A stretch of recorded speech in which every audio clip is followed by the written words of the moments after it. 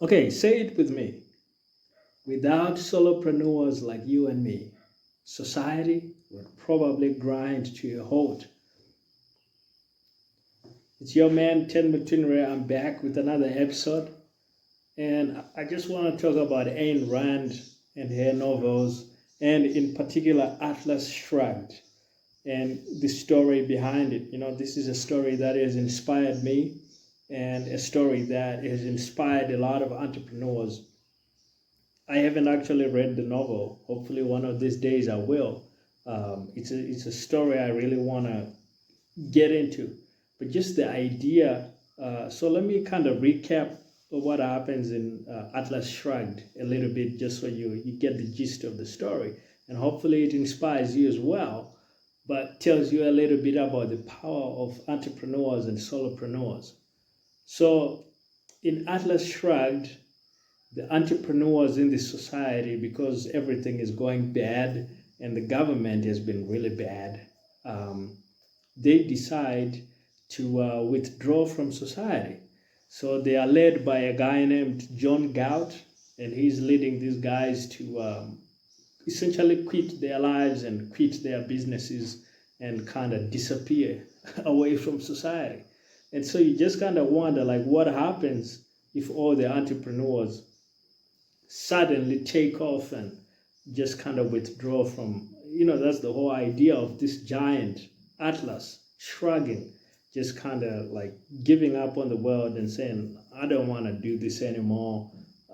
I'm done with this.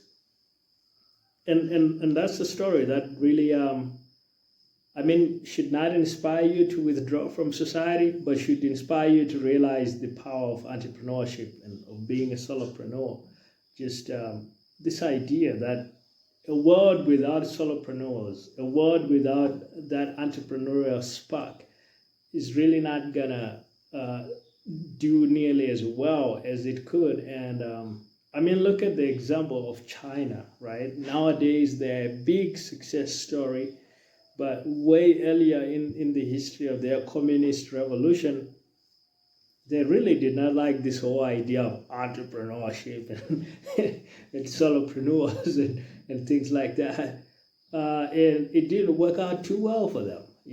It got so bad that millions of people died. And then along came Deng Xiaoping, and he said, I don't care what color the cat is as long as it catches mice. And it was more or less, don't sacrifice humanity on the altar of communism. And essentially, they did some reforms in China, opened it up a bit, and it's been a massive success since. That it's held up as a big success story. And you can find the example in a lot of other places, like you can go to the old Soviet Union. That was a big disaster. There have been a lot of communist countries that have flirted with communism, had to abandon ship, when they realized it was collapsing under its own weight.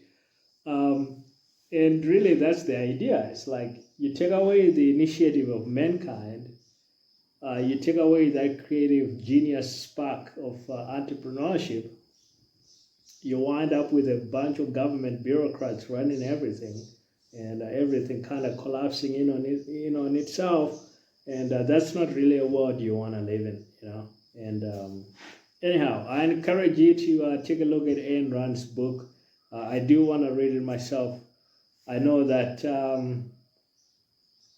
Mark Cuban has said that I think his favorite book is an Ayn Rand book. I can't remember if it's The Fountainhead or if it's Atlas Shrugged. It's probably The Fountainhead.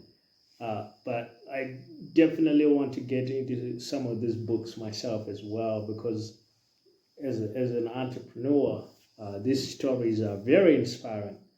Okay, I'll catch you in the next episode.